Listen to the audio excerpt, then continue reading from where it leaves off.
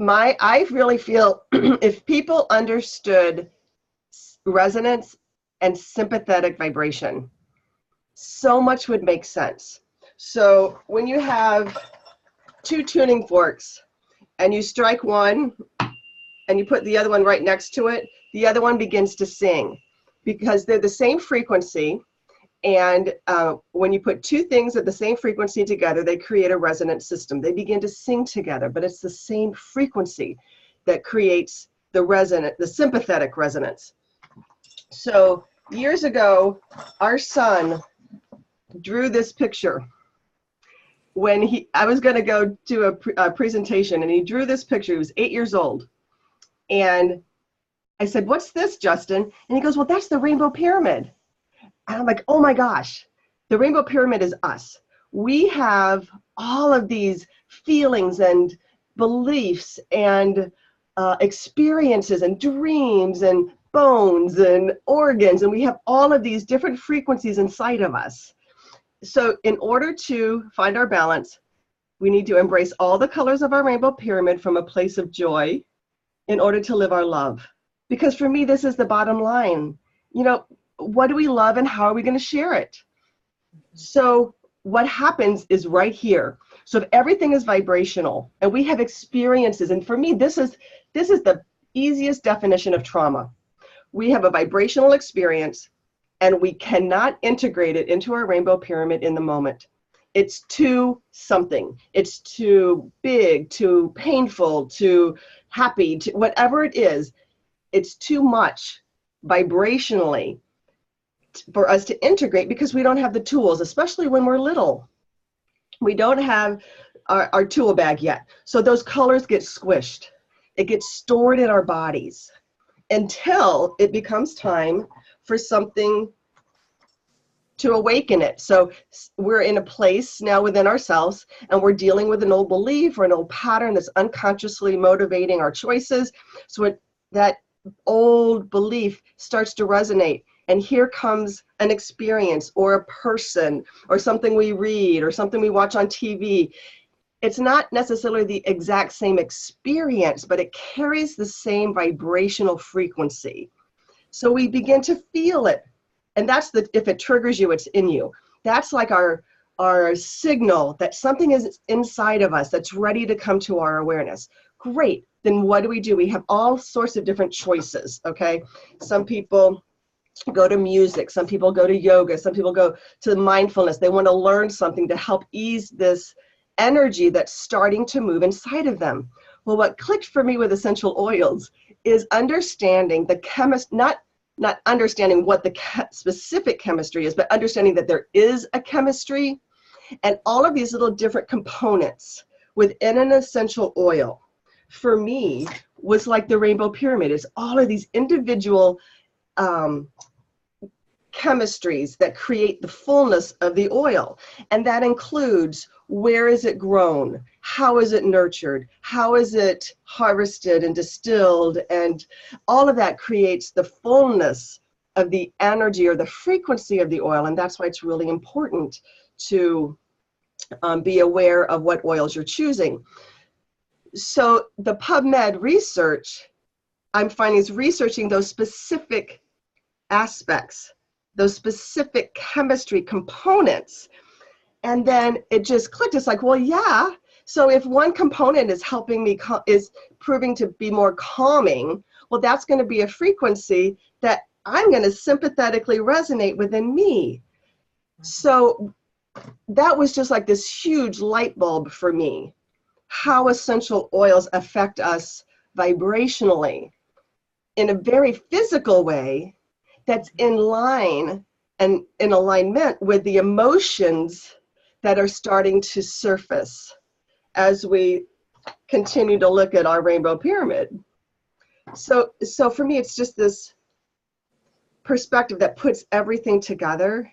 And so the body is waking up, the mind looks at the research and understands, oh, okay, this makes sense.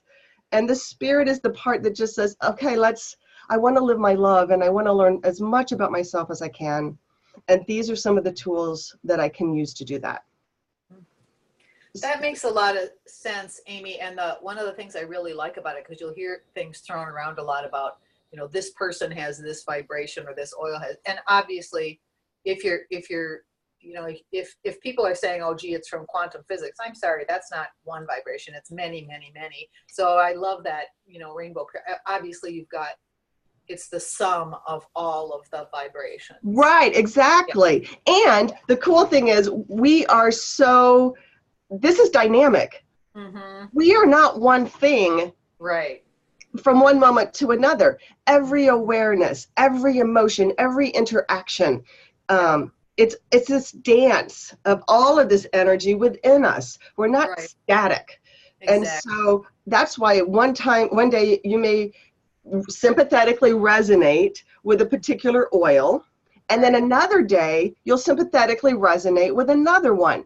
And the beauty is to be able to trust that.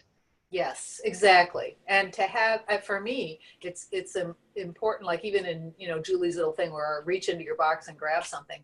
It's nice to have a variety, I mean, absolutely. That is really helpful. Yeah, because you don't know which one you're going to resonate with. That's right. Yep. So I feel like using the language of because resonance and sympathetic vibration, that's a science. Right.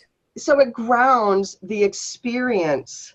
Mm-hmm. And then that experience is affirmed when you smell it, or it's like, oh yeah, this is exactly what I need. Right.